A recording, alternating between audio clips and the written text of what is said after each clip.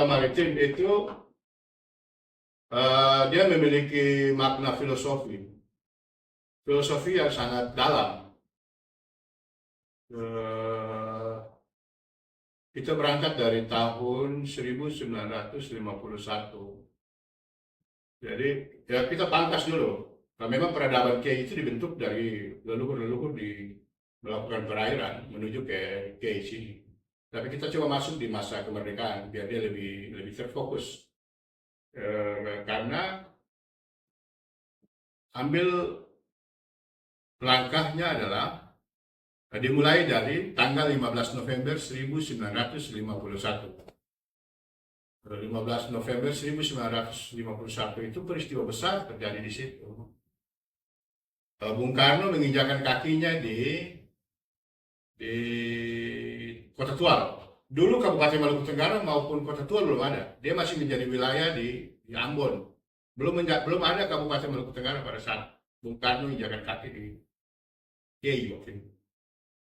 Lalu kemudian 15 November itu ada dua peristiwa besar di situ karena Bung Karno datang ke Kei untuk menyerukan kepada pemuda Tual. Waktu itu dia sebut pemuda Tual untuk sama-sama merebut Irian Barat. Dan semangatnya itu pertama. Jadi strategi untuk perebutan Irian Barat itu salah satunya adalah dibangun di Kei, di Tual. Lalu pada waktu itu juga Bung Karno menunjuk ke arah jembatan Wardek karena waktu itu dia masih berbentuk kayu. Karena dia menghubung Selat Rosenberg namanya. Itu selat itu namanya Selat Rosenberg. Lalu jembatan kayu itu dinamakanlah jembatan Usdek. Dulu belum permanen kayak gini, hanya penyeberangan manual lah lintas kampung waktu itu. Jadi dua peristiwa ini ya, kemudian jembatan ini menjadi penting untuk connecting maritim antara dua wilayah kepulauan ini, kayak kecil, kayak besar, atau Tual dan Kabupaten Maluku Tenggara.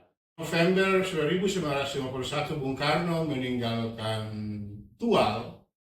Tual itu dalam status belum ada kabupaten, belum ada daerah otonomnya. 1951. Lalu setelah beliau meninggalkan kota Tual waktu itu, di bulan Desember 1951, para tokoh-tokoh dari perwakilan Kepulauan Kei, Maluku Tenggara Raya, kalau kita sebut sekarang ya, Tanimbar, Somlaki, Aru, Kei kecil, Kei besar, di bulan Desember itu mereka melakukan perundingan untuk pembentukan kabupaten daerah tingkat 2 di atas kapal. Ini maritim lagi nih, kapal KM Kasimbar yang berlabuh di Laut Tual. Jadi waktu itu mereka itu tokoh-tokohnya diantaranya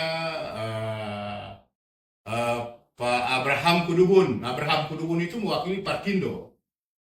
Beliau waktu itu ada beberapa tokoh yang mewakili Parkindo. Lalu juga ada yang PNI itu, Pak PNI itu Abdul Ghani Renoir, PNI yang PDI Perjuangan sekarang. Lalu di situ ada deklarasi, terbentuklah Kabupaten Maluku Tenggara itu. Sebenarnya Kabupaten Maluku Selatan. Cuma karena sebelumnya berdekatan dengan deklarasi Republik Maluku Selatan, maka kemudian dirubah menjadi Maluku Tenggara. Itu ya. Nah, itu 1951 setelah Bung Karno meninggalkan. Lalu dari situ lahirlah, kemudian setahun kemudian 1952 dari deklarasi tadi perundingan KM Kasimbar ini, 1952 terbentuklah Kabupaten Maluku Tenggara itu. Dari cikal bakalnya di situ. Jadi proses maritimnya itu Bung Karno membuat Usdek, lalu kemudian perundingan pembentukan daerah Maluku Tenggara ini di atas KM Kasimbar. Lalu ada satu peristiwa penting juga yang terjadi karena strategi penyerangan itu dari wilayah Kei, ya kan? Maka tahun 1962 Pepera perebutan Irian Barat itu, Yosudarso meninggal di Laut Aru.